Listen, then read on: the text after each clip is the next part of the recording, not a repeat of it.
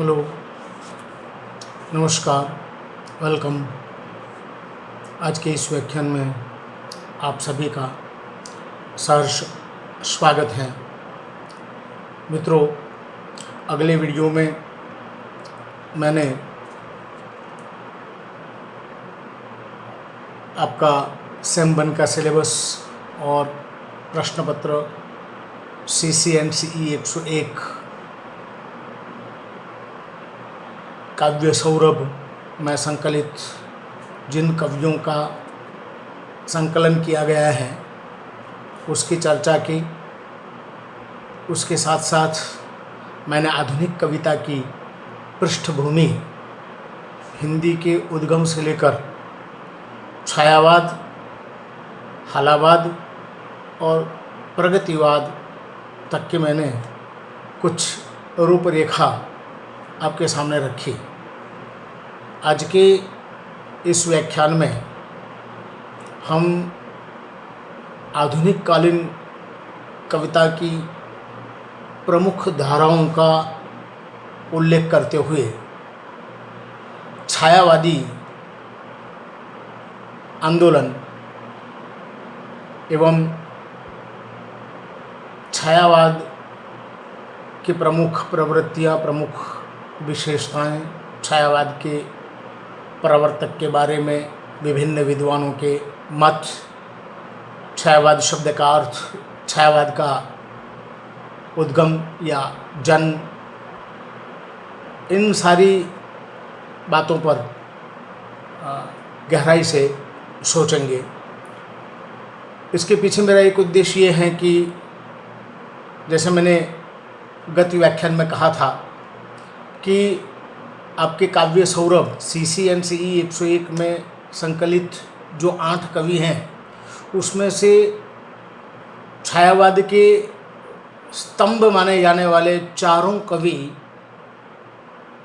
जयशंकर प्रसाद, सुमित्रानंदन पंत, सूर्यकांत त्रिपाठी निराला एवं महादेवी वर्मा की 2 रचनाएं संकलित है। यानी आपका 50% जो आपका कोर्स है वो इन छायावादी कविता से जो है लिया हुआ है।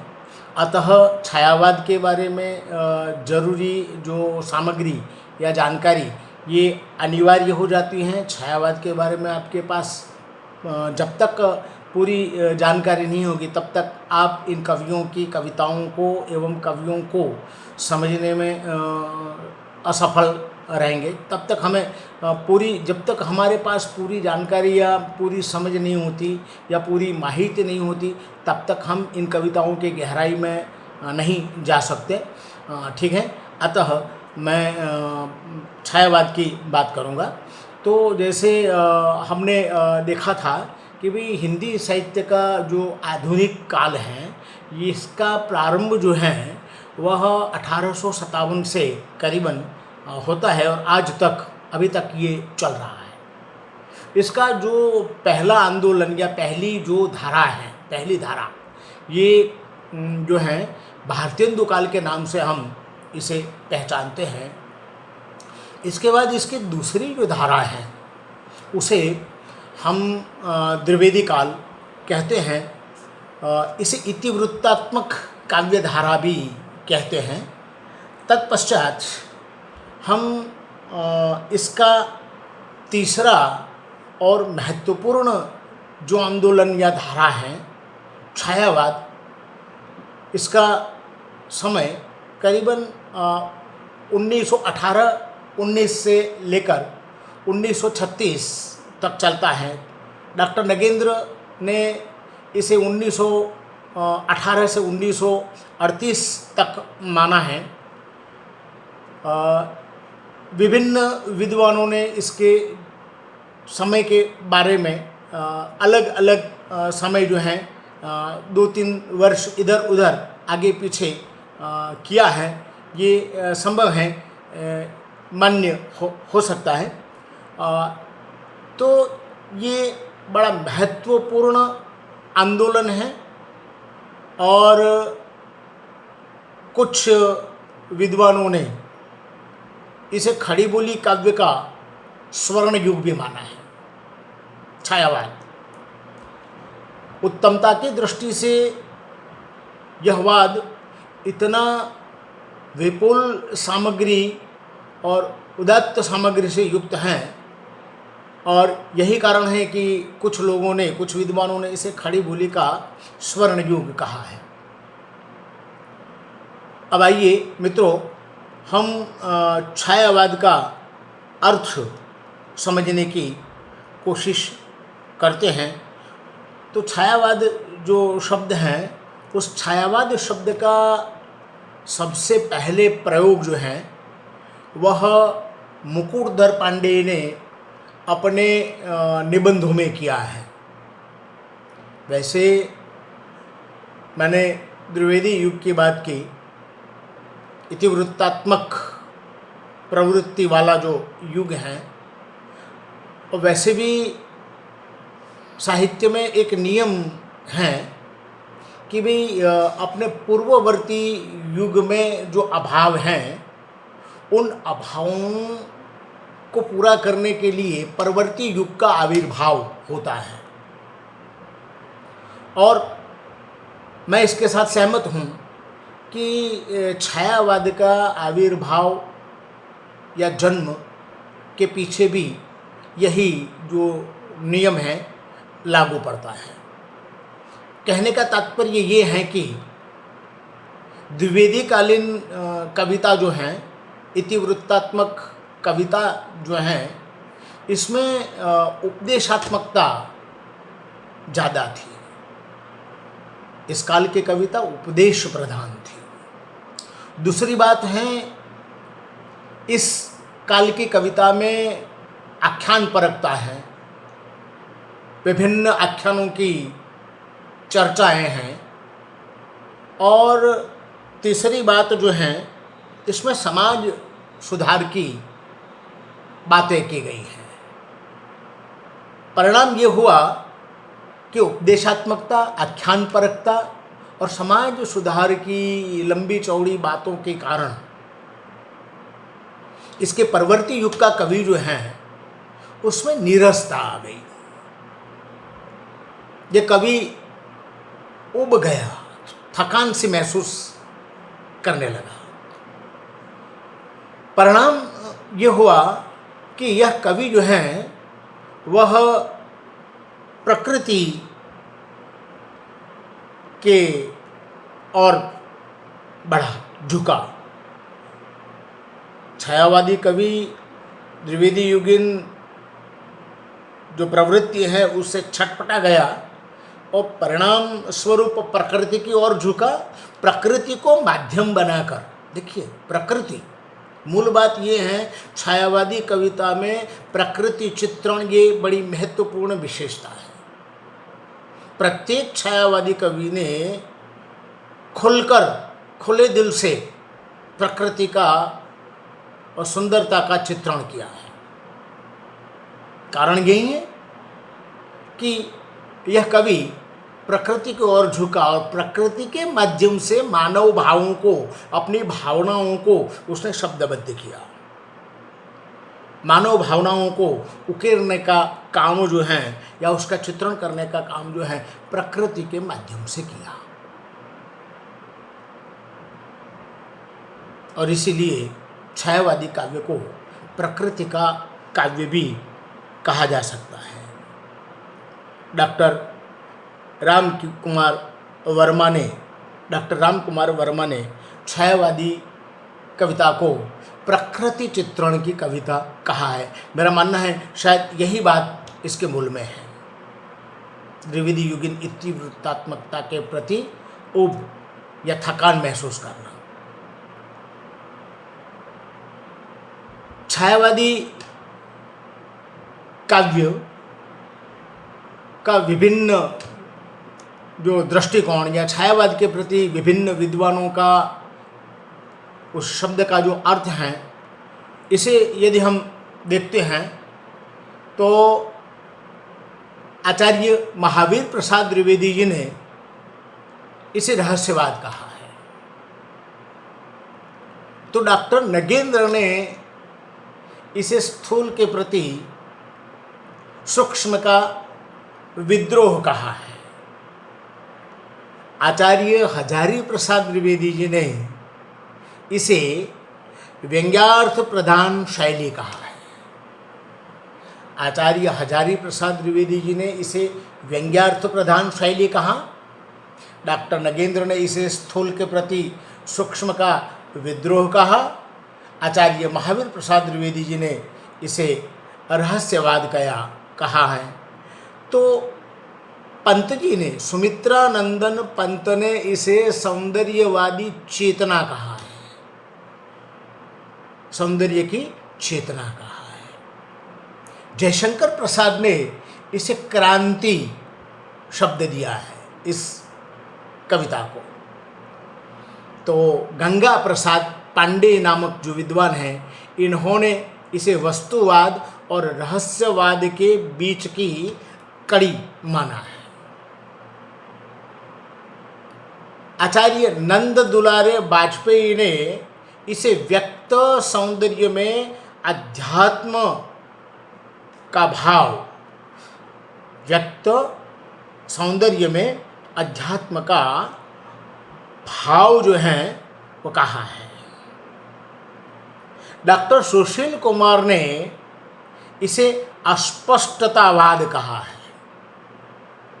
बराबर ध्यान से सुनना है, हो सके तो इसे नोट भी करना है, क्योंकि ये आपकी परीक्षा में कभी कभी वस्तुनिष्ठ प्रश्नों के रूप में पूछे जा सकते हैं कि भाई छायावाद को अन्युक्तिवाद किसने कहा, सो एंड सो 1 2 3 विकल्प दिए होंगे, उसमें से सही विकल्प चुनकर आपको इसका उत्तर देना होगा। तो आइए एक बार फिर, सुशील कुमार पांडे ने इसे अस्पष्टतावाद कहा है। नंद दुलारे वाजपेयी ने इसे व्यक्त सौंदर्य में अध्यात्मवाद का भाव कहा है। गंगा प्रसाद पांडे ने इसे वस्तुवाद और रहस्यवाद के बीच की कड़ी माना है। जयशंकर प्रसाद ने इसे क्रांति कहा है। तो सुमित्रानंदन पंत ने इसे सौंदर्य की चेतना कहा है। आचार्य महावीर प्रसाद द्विवेदी जी ने इसे रहस्यवाद कहा है। डॉक्टर नगेंद्र ने इसे स्थूल के प्रति सूक्ष्म का विद्रोह कहा है। तो हजारी प्रसाद द्विवेदी जी ने इसे व्यंग्यार्थ प्रधान शैली कहा है। डॉक्टर गणपति चंद्र गुप्त जी ने इसे स्वच्छंदतावाद शब्द कहा है। डॉक्टर गणपति चंद्र गुप्त ने इन्हें स्वच्छंदतावाद कहा है। मुकुटधर पांडे ने इसे रहस्यवाद कहा है।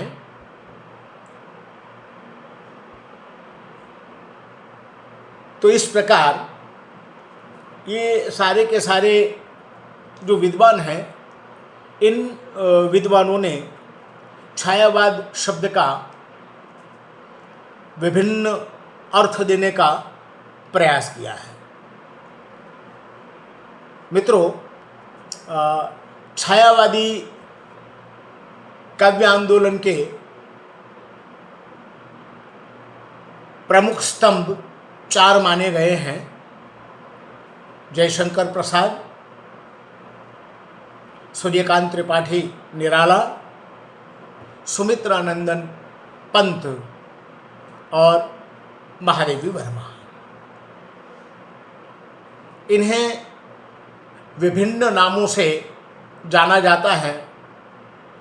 जैसे कि जयशंकर प्रसाद को छायावादी युग का ब्रह्मा माना जाता है। सुमित्रानंदन पंत को छायावाद का विष्णु माना गया है। सूर्यकांत त्रिपाठी निराला को छायावाद का महेश माना गया है, जबकि महादेवी वर्मा को छायावाद की शक्ति या दुर्गा माना गया है। जैसे कि मैं आगे कह चुका हूँ कि खड़ी बोली काव्यधारा या आधुनिक हिंदी कविता की जो विभिन्न धाराएं हैं, उसमें छायावादी काव्य आंदोलन एक महत्वपूर्ण काव्य आंदोलन है। छायावाद के प्रवर्तक के बारे में भी विभिन्न विद्वानों में मतभेद पाया जाता है, यानी कि हिंदी के लब्ध प्रतिष्ठित विद्वानों ने छायावाद के प्रवर्तक अलग अलग बताए हैं। जैसे कि आचार्य रामचंद्र शुक्ल छायावाद का प्रवर्तक मुकुटधर पांडेय को मानते हैं। वैसे भी पहले मैं कह चुका हूँ कि छायावाद शब्द का सर्वप्रथम प्रयोग मुकुटधर पांडेय ने अपने निबंधों में किया है। तो गणपति चंद्र गुप्त और डॉक्टर इलाचंद्र जोशी नाम के जो दो विद्वान हैं, वह छायावाद का प्रवर्तक जयशंकर प्रसाद को मानते हैं। तो विनय मोहन शर्मा और प्रभाकर माचवे, विनय मोहन शर्मा और डॉक्टर प्रभाकर माचवे छायावाद का प्रवर्तक माखनलाल चतुर्वेदी को मानते हैं, जबकि नंद दुलारे वाजपेयी छायावाद का प्रवर्तक पंत को, यानी सुमित्रानंदन पंत जी को मानते हैं।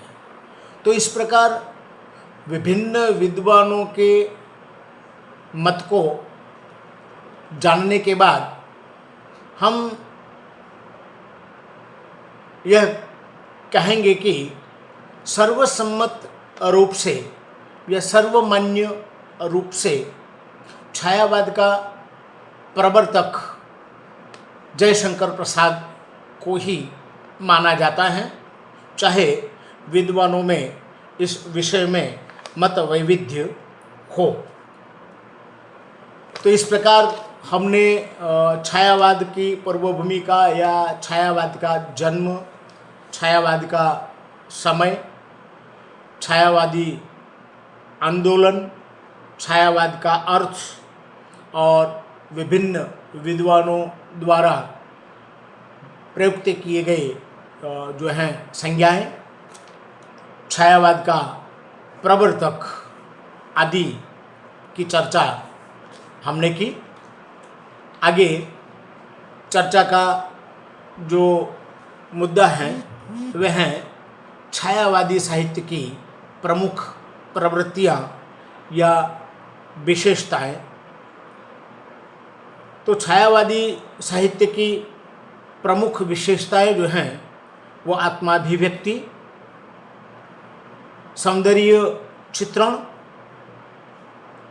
श्रृंगार निरूपण, नारी भावना,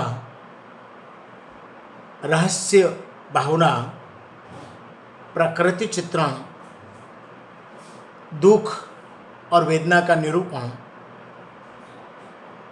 राष्ट्र प्रेम, भाषा की लाक्षणिकता, नए छंद और अलंकार तथा नए प्रतीक और बिंबों का प्रयोग, ये कुछ जो हैं छायावादी कविता की प्रमुख प्रवृत्तियाँ कही जा सकती हैं। इनका एक एक करके हम चर्चा करते हैं। जैसे कि आत्माभिव्यक्ति की प्रधानता, छायावादी कवि ने अपनी कविता में आत्माभिव्यक्ति का निरूपण किया है। इनके जीवन का अकेलापन, सुख, दुख, आशा, निराशा, चढ़ाव उतार, माने कि संघर्ष का चित्रण किया है। इस प्रकार इसमें आत्मा भी व्यक्ति की अभिव्यक्ति है। दूसरी इसकी जो विशेषता है वह है सौंदर्य चित्रण। वैसे ही पंत ने छायावादी कविता को सौंदर्य चित्रण या सौंदर्यवाद कहा है। छायावादी कवि प्रकृति के माध्यम से कल्पना के लोक में विहार करते हुए प्रकृति के रौम्य रूप का सुंदर चित्रण करता है।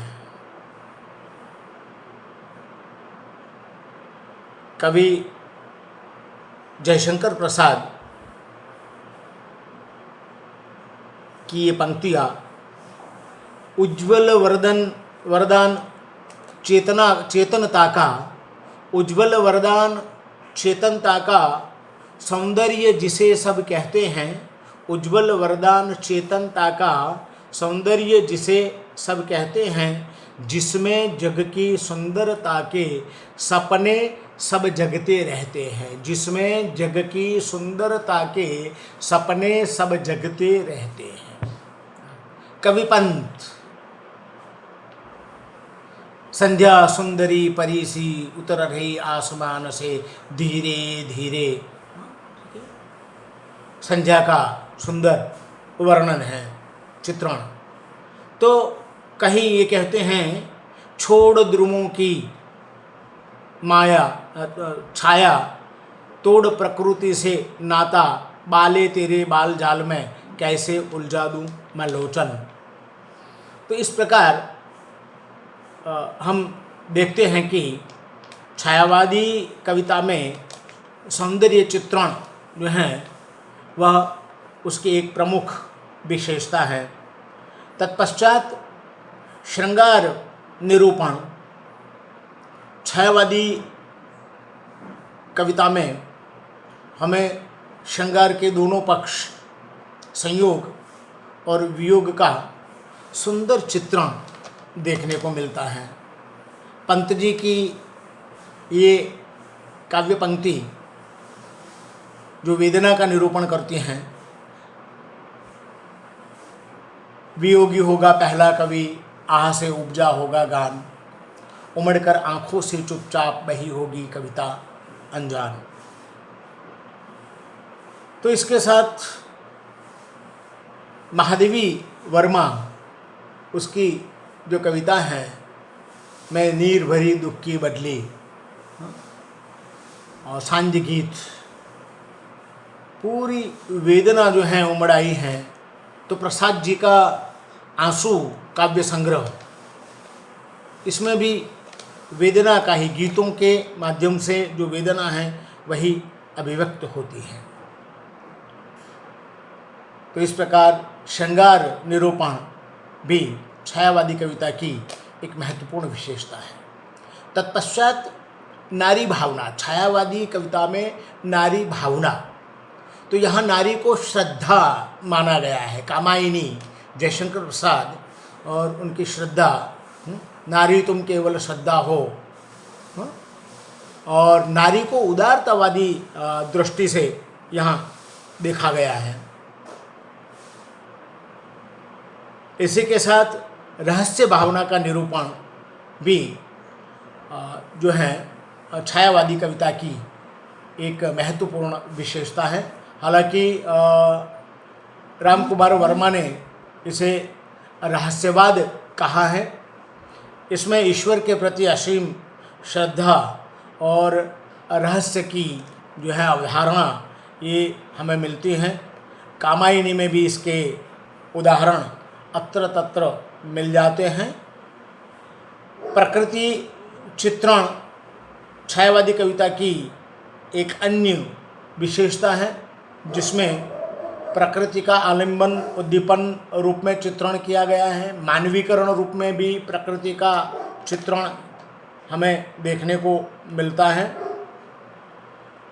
दुख और वेदना की अभिव्यक्ति इस कविता में मिलती हैं और इसके बाद राष्ट्र प्रेम की अभिव्यक्ति छायावादी कविता की एक महत्वपूर्ण विशेषता मानी जा सकती है। प्रसाद जी निराला पंथ के काव्य में यह राष्ट्रीय चेतना धारा जो है या स्वतंत्रता की जो खेवना या स्वतंत्रता की जो है अभिलाषा, ये इनमें देखी जाती हैं। इसके लिए पूरा जो जन जागरण है, जन जागरण, पूरे जन समुदाय को जागृत करना, ठीक है। तो वरदे वीणा वादिनी, ठीक है। फिर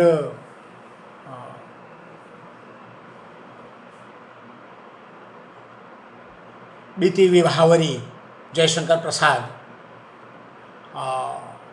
महादेवी वर्मा तुझे जागना होगा और जागो फिर एक बार आदि जो कविताएं हैं राष्ट्रीय जागरण से संबद्ध कविताएं हैं। प्रसाद जी का चंद्रगुप्त नाटक, इसमें भी स्वतंत्रता की ओर संकेत हैं। उसकी वह पंक्तियाँ, अरुण यह मधुमय देश हमारा, जहाँ पहुँच अनजान क्षितिज का, मिलता एक सहारा। तो इस प्रकार ये कुछ जो हैं ये भाव पक्ष से संबंधित विशेषताएं हैं।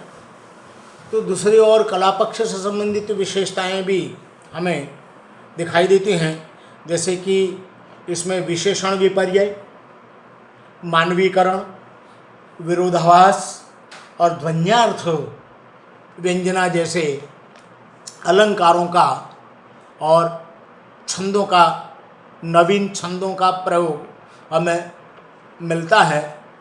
हालांकि निराला जी की कविता में छंद मुक्त, छंदों के बंधन को तोड़कर और छांदस कविता, छंद से मुक्त कविता का प्रचलन या आंदोलन जो है इन्होंने चलाया, जिसके कारण निराला जी को बहुत कुछ सहना पड़ा।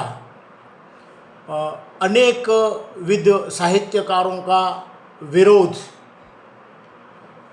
सहने वाला अगर कोई रचनाकार है तो यह है निराला, और इसका कारण है इनकी छंद मुक्त कविता। तो इस प्रकार दो बातें छंद के बारे में हमें मिलती हैं। यहाँ छंदों का वैविध्य भी है और छंद मुक्त कविता भी हमें मिलती हैं। तत्पश्चात विषय वस्तु एवं शिल्प की दृष्टि से भी इस युग की कविता यानी कि छायावादी कविता में नवीनता देखी जाती है। इसमें लाक्षणिक भाषा प्रयोग मिलता है और इसकी शैली भी प्रतीकात्मक हैं। विभिन्न प्रतीकों और बिंबों का सहारा कवि ने अपने भावों को शब्दबद्ध करने के लिए किया है। तो इस प्रकार आज के इस व्याख्यान में हमने छायावाद का समय, छायावाद का जन्म किन परिस्थितियों में हुआ, छायावाद वस्तुतः क्या है, छायावाद शब्द का विभिन्न विद्वानों की दृष्टि में अर्थ, छायावाद का प्रवर्तक एक प्रबल और महत्वपूर्ण आंदोलन के रूप में छायावाद, और छायावादी काव्य की प्रमुख विशेषताओं की चर्चा की। अस्तु, मैं यहाँ अपने विचारों को विराम देता हूँ। अगले व्याख्यान में हम छायावादी काव्य धारा के प्रमुख स्तंभ जो हैं चार, उनमें से एक सूर्यकांत त्रिपाठी निराला के विषय में कुछ महत्वपूर्ण बातें करेंगे। अस्तु।